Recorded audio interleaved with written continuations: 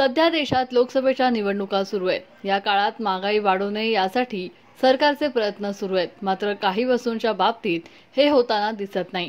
अनेक वस्तूंच्या किमती वाढतायत, याचा फटका सर्वसामान्य नागरिकांना बसतोय। सध्या डाळीचे भाव गगनाला भिडलेत, दरात सातत्याने वाढ होतीये।